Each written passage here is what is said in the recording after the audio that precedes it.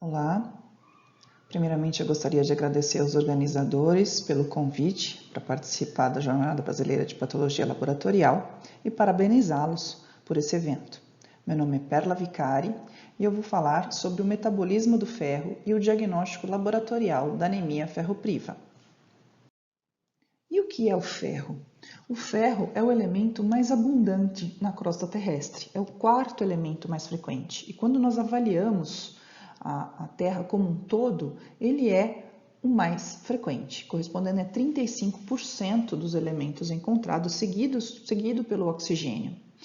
E por que essa importância? Porque ele é tão fundamental para nós. Ele tem, por ser um metal, com a capacidade de ganhar e perder elétrons. Ele participa de uma série de reações biológicas fundamentais para a nossa sobrevivência.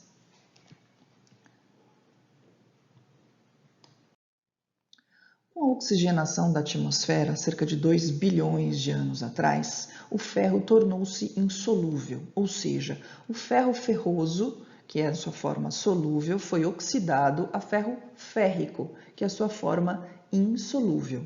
Tá? E essa forma ela é tóxica para as nossas células, pois pode acabar se oxidando, né, catalisando a produção de radicais livres. Assim, os seres humanos tiveram que obter ferramentas, né, desenvolver ferramentas, mecanismos para sua proteção, para que ocorresse o transporte, a absorção e o armazenamento desse ferro de uma forma segura. E no nosso corpo? 50 a 60 miligramas de ferro por quilo de peso é a quantidade que nós possuímos. 65% deste ferro que nós possuímos está distribuído na forma de hemoglobina, ligado à molécula do M dentro das hemácias. 350 miligramas está presente em mioglobina, enzimas e citocromos. 600 miligramas na forma de macrófagos, armazenados dentro dos macrófagos, isso é muito importante para a eritropoese, para essa reciclagem do ferro. 200 até 1 kg está armazenado na forma de ferritina dentro dos hepatócitos. E de 150 a 300 miligramas deste ferro é encontrado na medula óssea. E ainda vamos encontrar o ferro em outros tecidos, no próprio enterócito, que também tem uma porção de ferro guardado na forma de ferritina. E refletindo essa escassez do ferro biologicamente disponível, os seres humanos reciclam o ferro. Nós absorvemos uma dieta em torno de 13 a 20 miligramas de ferro, nós vamos absorver em torno de 1 a 2 miligramas de ferro diariamente. Ou seja, é pouco se nós pararmos para pensar que nós precisamos de cerca de 40 miligramas de ferro por dia para todas essas reações biológicas que temos necessidade. Então, da onde que vem o restante desse ferro? O restante desse ferro vem através desta reciclagem, através da obtenção de ferro pelos macrófagos. Os macrófagos, eles digerem as hemácias envelhecidas, as hemácias senescentes e recuperam este ferro, doando novamente o ferro para novas reações e até para a nova eritropoese. Então aqui, nesta ilustração, nós podemos observar, essa aqui é uma imagem de medula óssea, um aspirado de medula óssea, onde nós observamos ao centro um macrófago, que nós chamamos de célula enfermeira. Tá? Por que a célula enfermeira? Porque ele está aqui acolhendo e auxiliando a eritropoese ao seu redor. Aqui nós temos precursores eritroides, que são os eritroblastos, em vários momentos de maturação, pegando a ferritina do macrófago para poder fazer a hemoglobina, fazer a hemoglobinização. Em contrapartida, este próprio macrófago, quando as hemácias envelhecidas, senescentes, né, estão prontas aí para encerrar o seu ciclo, o macrófago vai digerir estas e pegar esta ferritina, esse ferro, aliás, para poder doar novamente para esse ciclo de reciclagem, né, para esse ciclo do ferro. Vamos entender um pouco melhor. E da onde que vem o ferro da dieta? Né? Já que nós utilizamos cerca de 1 a 2 miligramas de ferro proveniente da dieta. Nós vamos encontrar ali na forma inorgânica, na forma de M, ou orgânica, e até na forma de ferritina. O ferro M, o ferro orgânico, é encontrado na forma de hemoglobina e mioglobina, principalmente das fontes animais, das proteínas animais, né? A carne do boi, da vaca, do frango, né? A proteína proveniente dos ovos, dos laticínios. Tem uma absorção em torno de 20 a 30% deste ferro. E existe pouca interferência dietética com esta absorção. Em contrapartida, o ferro não M, que é considerado o ferro inorgânico, também chamado de ferro férrico, ele é encontrado nos vegetais, nos grãos, né? Então é o feijão, é a beterraba, é a couve, né? E existe uma menor absorção desse ferro inorgânico, cerca de 5 a 10%, tá? E uma maior interferência na absorção deste. Então, quando nós dizemos que o indivíduo ele deve ter uma fonte dietética rica, tanto em proteína animal quanto proteína vegetal, é porque muitas das vezes aqueles indivíduos que têm uma dieta mais restrita com a proteína animal, eles precisam suprir em quantidade este ferro que não vai ser absorvido. Tá? Ou seja, ele precisa comer muito mais vegetais para poder suprir a absorção que não vai ocorrer devido à não ingesta desse ferro orgânico. E por que nós dizemos que existe uma maior interferência? Porque alguns alimentos, alguns outros elementos podem interferir nessa absorção do ferro, como por exemplo o cálcio. O cálcio dificulta a absorção do ferro não M, desse ferro inorgânico, encontrado no feijão, na lentilha e etc. O zinco, da mesma maneira, reduz também a absorção do ferro, por um mecanismo de competição. Por outro lado, a vitamina C propicia uma melhor absorção deste ferro inorgânico e a vitamina A também ajuda na mobilização do ferro nas reservas e aumentando a sua utilização pelo corpo. Bom, agora vamos entender um pouquinho como que são os mecanismos de absorção, de transporte e de armazenamento do ferro. Nós dissemos que o ferro ele é essencial para inúmeras reações biológicas que possuímos. Por outro lado, ele também é muito tóxico, podendo formar radicais livres e causar morte celular. Então, esses mecanismos, essas ferramentas que nós possuímos para utilização, para reciclagem deste ferro, elas são fundamentais para a nossa existência. O ferro da dieta, ele vai ser absorvido nessa região do duodeno, né, na região proximal do intestino delgado, através do epitélio desse intestino, através do enterócito. O enterócito, ele possui uma camada basal e uma camada apical e uma camada basal. A região apical, ela é formada por vilosidades, onde nós vamos ter uma região mais externa e uma região mais interna, as criptas. Okay? As células desse epitélio celular nascem nessas criptas e elas vão se desenvolvendo até a região mais externa dessas vilosidades. E é nela onde vai ocorrer a descamação. Nós absorvemos cerca de 1 a 2 miligramas por dia da dieta. E nós perdemos também cerca de 1 a 2 miligramas por dia de ferro nesta descamação do epitélio intestinal, que também vai possuir ferro armazenado na forma de ferritina. Vamos entender como que isso acontece. Então, o indivíduo teve uma dieta rica em ferro, onde nós temos o ferro orgânico, que é o ferro M, de melhor absorção, e o ferro inorgânico, ou também chamado ferro não M, de uma absorção mais dificultada. O ferro M, para ser absorvido, não depende nada mais do que um transportador M, ok? Então, a proteína encontrada na região apical do enterócito. Esse ferro ligado à porção M vai sofrer a ação de uma enzima chamada M-oxigenase. Vai se desprender do M e vai poder ser armazenado nesse enterócito na forma de ferritina ou pode ser transportado através de uma outra proteína da região aqui agora basal, chamada ferroportina, ok? Já o ferro não M, que é o ferro inorgânico, ele não consegue ser absorvido nesta forma.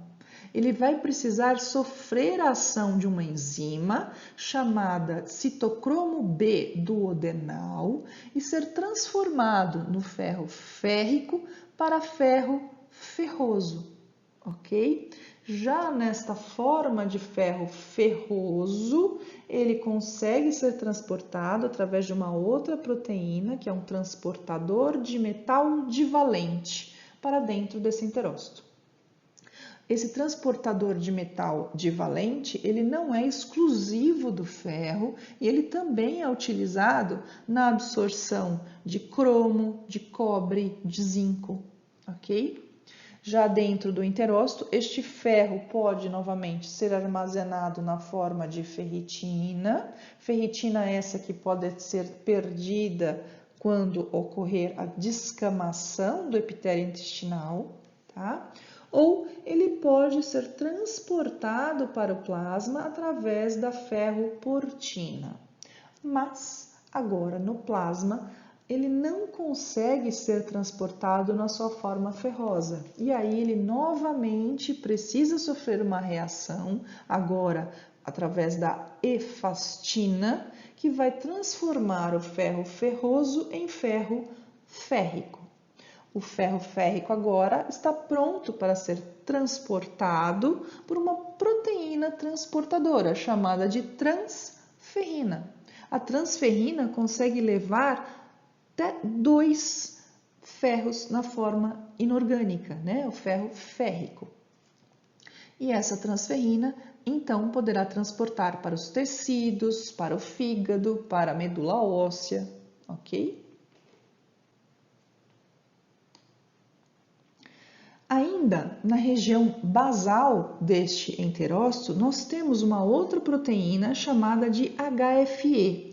A HFE, ela consegue fazer uma leitura da transferrina, porque ela está intimamente ligada também a outro receptor dessa região basal da membrana, da região basal do enterócito, que é o receptor de transferrina, ok? Então, quando há uma transferrina saturada, uma transferrina rica em ferro, essa HFE consegue mandar uma mensagem para esse enterócito para que ele não absorva mais tanto ferro, porque ela já está aqui saturada. Então, fecha a portinha aqui, fecha a ferroportina, que não precisa mais mandar tanto ferro para este plasma, ok?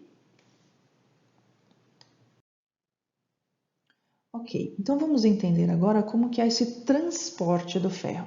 Só para nós lembrarmos aqui nesta outra imagem, o que aconteceu? O ferro ferroso, ferro 2+, foi exportado através da ferroportina, né? Não conseguiria sair do lugar se ele não fosse transformado em ferro férrico através da efastina. E aí este ferro férrico vai se ligar à transferrina diférrica, porque ela vai levar 2 ferros, ok? E vai ser transportada para muitos tecidos, para a musculatura, para a eritropoiese. E como que é feito isso, né? O que acontece? As células, elas possuem, grande parte dessas células possuem um receptor chamado receptor de transferrina, tá? Então aqui representado em amarelo a transferrina ligada aí aos 2 ferros, vai se unir ao receptor de transferrina e desencadear uma invaginação desta membrana celular, formando um endossomo. Este endossomo vai possuir não só este receptor de transferrina ligado com a transferrina e o ferro, mas também, olha só quem está aqui de novo, o DMT, que é o transportador de metal divalente, ok? E o que acontece? Que a gente já falou da outra vez, esse transportador ele só consegue transportar ferro ferroso. Opa! Mas agora eu sei que aqui tem ferro férrico. Então, o que acontece? Novamente, vai ocorrer uma reação dentro deste endossomo, através de uma bomba de prótons, onde nós vamos ter a transformação do ferro férrico em ferro ferroso. E aí sim, este ferro pode passar pelo nosso transportador e fazer parte de reações mitocondriais, pode ser armazenado na forma de ferritina, ok? E aí esse endossomo vai ser novamente liberado, vai liberar a transferrina e vai permitir novamente que aquele receptor fique na membrana esperando novamente uma ferritina ligada ao ferro para invaginar, ok? Muito bem, além disso, né, ainda fazendo parte do metabolismo do ferro, nós dissemos que nós somos recicladores de ferro, né? 1 a 2 miligramas de ferro nós obtemos da dieta e o restante através da reciclagem, através dos macrófagos do sistema retículo endotelial. Então, o que acontece? Quando uma hemácia se torna envelhecida, senescente, ela é fagocitada por esse macrófago, ok? Que vai novamente também transformar aquele ferro férrico em ferro ferroso, para que esse possa também ser exteriorizado através da ferroportina, que ele também possui aqui na sua membrana, assim como tinha no enterócito, ok? Essa ferroportina vai liberar o nosso ferro ferroso, mas da mesma maneira, e agora? O ferro ferroso não vai conseguir sair do lugar, então ele vai ser transformado em ferro férrico através de uma outra enzima que é a ceruloplasmina, que faz a mesma função que a efastina, né? Transforma ferro ferroso em ferro férrico para poder ser transportado. E aí agora nós temos também mais um controlador, mais um regulador deste metabolismo, que é a hepcidina. A hepcidina ela é formada pelo hepatócito, liberada, regulada por ele, quando nós temos uma sobrecarga de ferro. Opa, temos muito ferro circulando aí, temos muito ferro nas células, eu preciso absorver mais? Não. Então, o que eu faço? Eu produzo a hepcidina. E a hepcidina faz o quê? Vai lá na ferroportina e fecha a porta. Tá? Então, a hepcidina é um inibidor. Ela diminui a absorção do ferro, ok?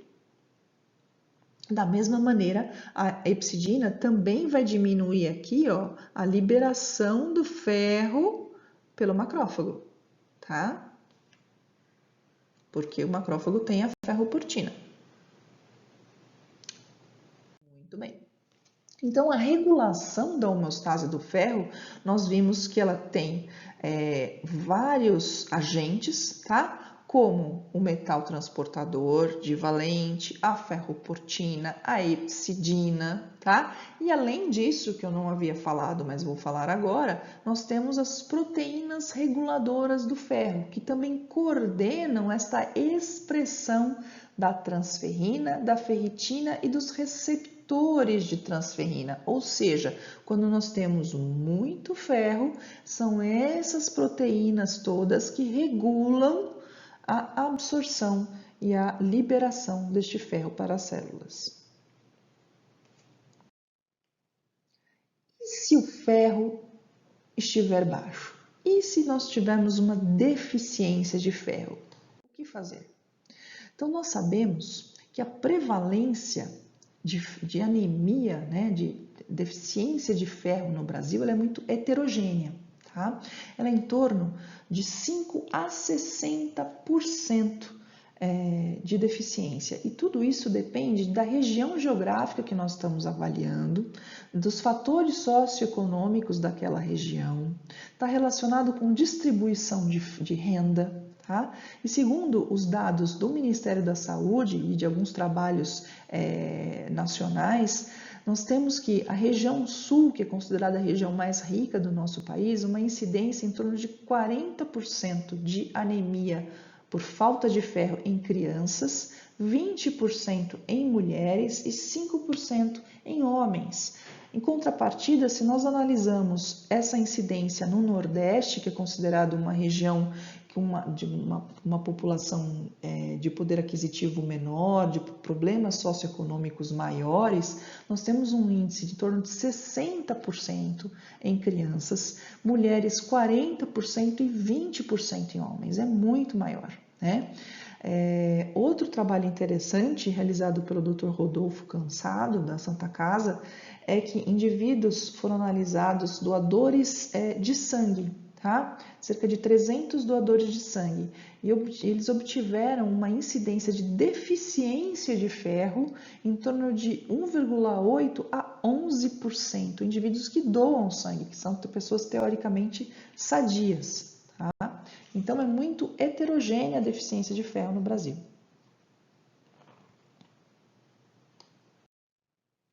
E quais são os sinais dessa deficiência de ferro, né? Desde sintomas comuns às outras anemias, né, como cansaço, fadiga, sonolência, palpitações, dor no peito, falta de ar, né, a palidez cutânea mucosa, edemas de extremidades, mas também indivíduos podem ter características mais peculiares da anemia ferropriva, como as quelites angulares, como as alterações de fâneros, né, de queda de cabelo, essas unhas mais onduladas, quebradiças, e o picacismo, que é a perversão do paladar. Os indivíduos eles possuem uma necessidade de comer coisas estranhas, que nós dizemos, que é a pogofagia, necessidade de comer gelo, né? A geofagia, necessidade de comer terra, de comer comidas cruas, tá? Isso são características da anemia por deficiência de ferro. Nós temos também que ter em mente que a deficiência de ferro, ela tem vários estágios, né? Você pode ter primeiramente a depleção dos estoques de ferro. Vocês observaram no metabolismo do ferro como é algo muito peculiar, é muito imbricado, né? Então você tem estágios dessa deficiência, onde você pode ter só uma redução do estoque, mas você ainda permanece com uma produção de eritropoiese adequada, tá? Ou você pode já ter uma eritropoiese deficiente, quando você tem uma redução maior ainda deste ferro, né? Então você já não consegue manter aquela eritropoiese como deveria, então você começa a diminuir o tamanho da hemácia, começa a deixá-la um tamanho menor. Eu sempre falo que é igual quando você vai no supermercado e comprar um salgadinho e vê que aquele salgadinho diminuiu de tamanho, né? Você fala, poxa, reduziram o tamanho. Claro, eles não podem aumentar o preço, então eles reduzem o tamanho da embalagem. É a mesma coisa na deficiência de ferro. Então você não tem ferro suficiente para formar hemácia, então o que você faz? Você diminui a hemácia de tamanho, tá? Na tentativa de manter ainda aquele transporte de oxigênio, manter ainda aquelas funções necessárias da hemoglobina. A partir do momento que você já não tem mais estoque nenhum, você já não consegue mais manter aquela eritropoiese de uma forma eficaz, e aí sim você começa a ter a anemia, ok? Mas vamos entender um pouquinho melhor.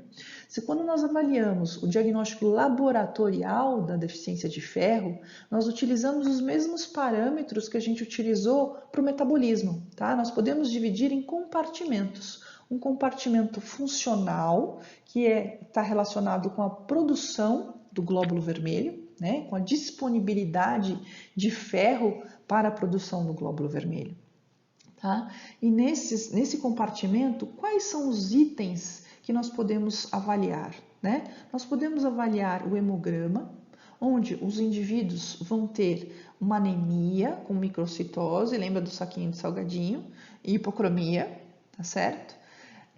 Por conta que você começa a ter uma microcitose, você pode ter ali uma dupla população de hemácias. Então, você vai ter um parâmetro no seu hemograma chamado RDW, que avalia o grau de anisocitose. Eu sempre falo que é o grau de bagunça. Então, quanto mais heterogêneo é aquela população de hemácias que você tem, maior vai ser a anisocitose. E isso é importante para a gente fazer um diagnóstico diferencial com outras anemias microcíticas, por exemplo, um traço talassêmico. O traço talassêmico, ele em teoria vai ter aquelas hemácias microcíticas de uma forma mais homogênea do que na anemia ferropriva. Então, ele não vai ter um RDW tão alterado, ok?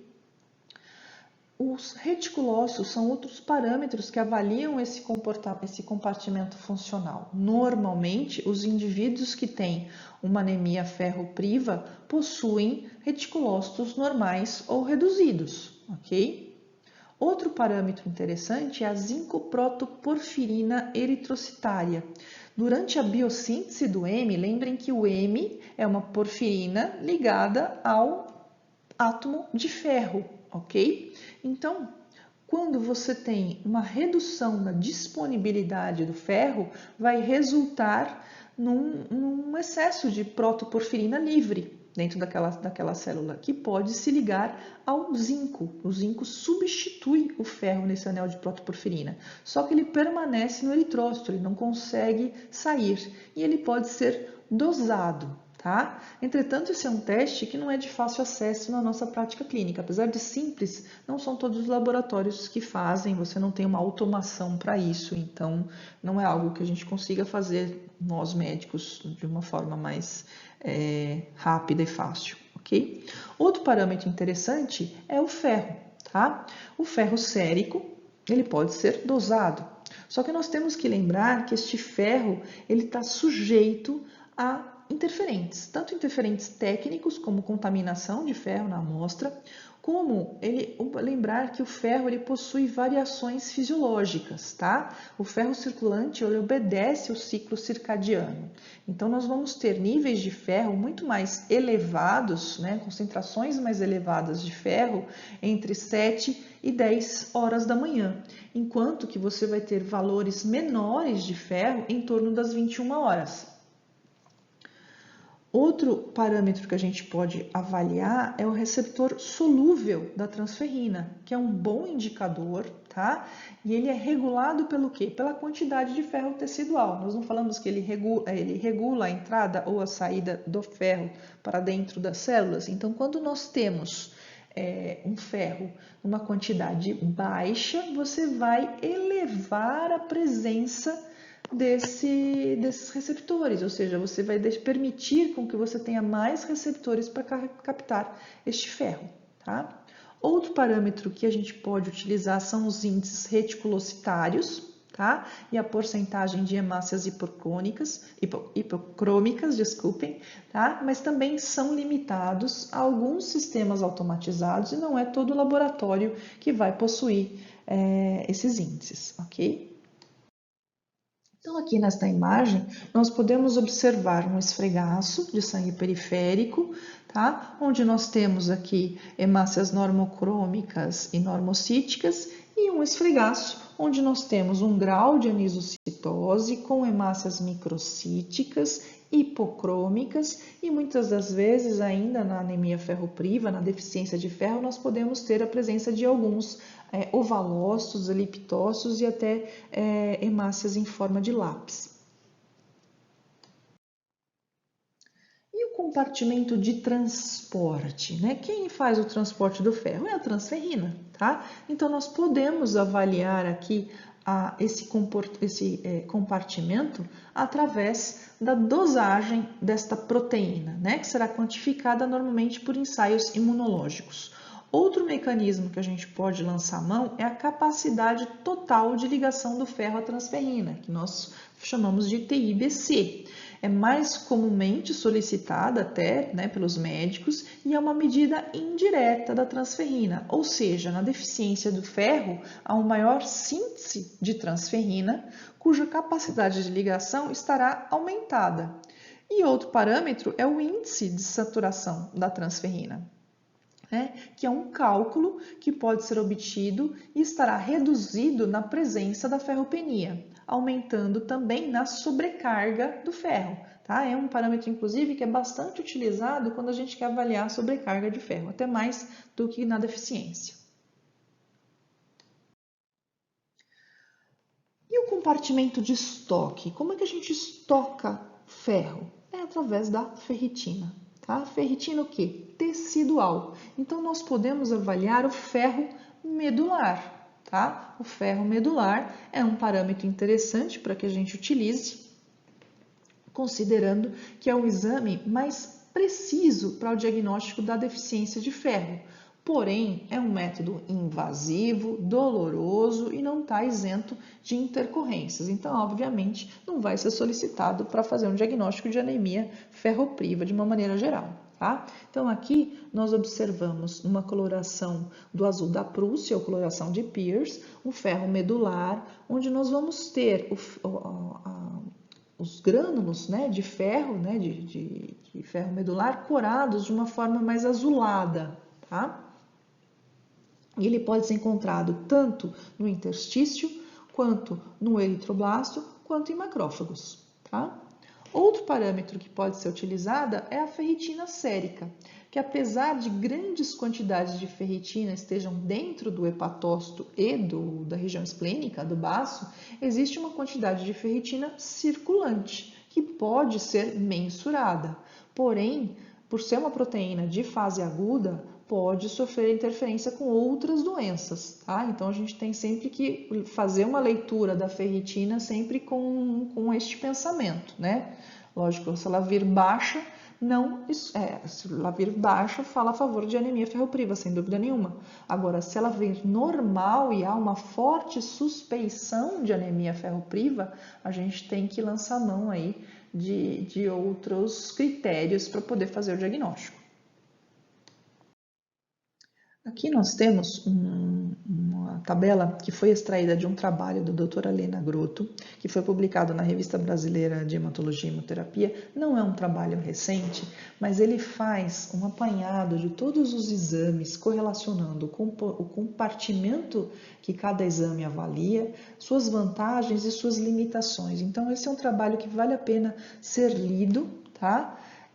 Para a gente observar todas essas possibilidades diagnósticas, né, que nós temos. Então, aqui ela avalia o compartimento funcional, tá, que é aquele compartimento que avalia o ferro disponível para a eritropoiese, quais são as vantagens de cada exame e as suas desvantagens, as suas possíveis limitações. Tá? O compartimento de transporte, que basicamente tem aí a transferrina, né, como a vedete, sendo que tem também as suas vantagens e as suas limitações. E também o compartimento de estoque, que é basicamente a ferritina e o ferro medular, também com suas vantagens e limitações de cada método. Então fica aqui a minha dica de leitura desse artigo, muito interessante para nós da área laboratorial.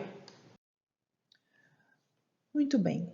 Então, nós vimos que o ser humano, ele recicla ferro, tá? Ele perde apenas uma pequena quantidade em condições normais, como dissemos anteriormente, e o restante, ele vai ser reciclado, né? Ele vai ser reutilizado. Então, quando nós podemos ter uma anemia ou uma deficiência de ferro? Quando o indivíduo tem uma dieta muito restritiva, tá? Então, é aquele indivíduo que não tem uma dieta rica em ferro, então pode ser os veganos restritos, né, propriamente dito. E aí esses indivíduos precisam suplementar esse ferro dietético, ok?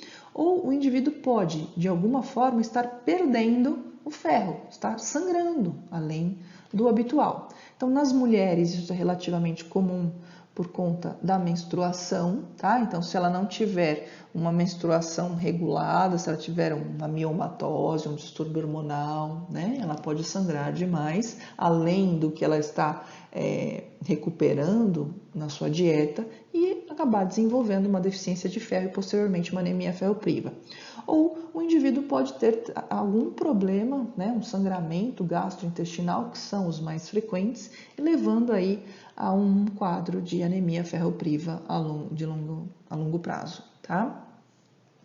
Então, as principais causas, né, de anemia por deficiência de ferro, no caso, são sangramentos uterinos anormais, no caso das mulheres, tá? O uso prolongado de aspirina e drogas anti-inflamatórias não esteroidais, que nós sabemos que podem eventualmente evoluir, a causar, na verdade, quadros gástricos, síndromes dispépticas, úlceras gástricas, tá? Gastrite, e as neoplasias, tá? Então, toda vez que um médico está frente a um quadro de anemia ferropriva, ele sempre vai tratar este paciente, mas a gente tem que lembrar que a anemia, ela é consequência, ela não é causa. Então, a gente não pode simplesmente tratar, a gente tem que procurar a causa, a raiz do problema, ok?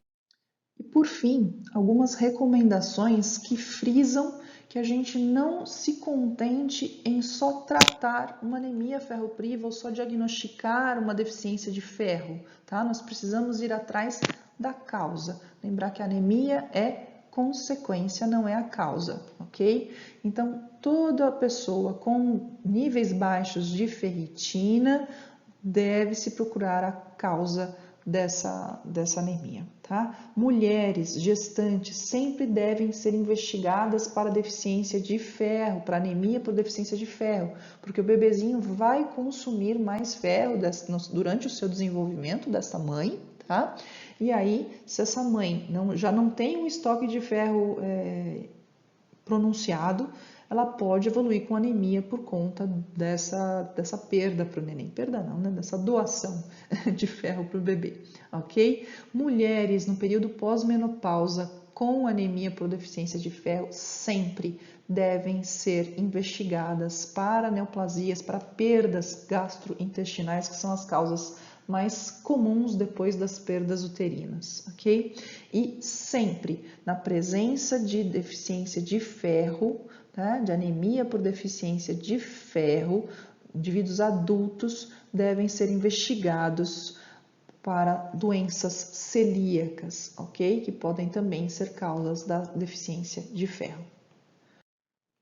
Eu gostaria de agradecer imensamente aos organizadores, mais uma vez por esse convite. É sempre uma honra estar participando destes eventos e aqui eu deixo os meus contatos, caso alguém queira fazer alguma pergunta. Muito obrigada.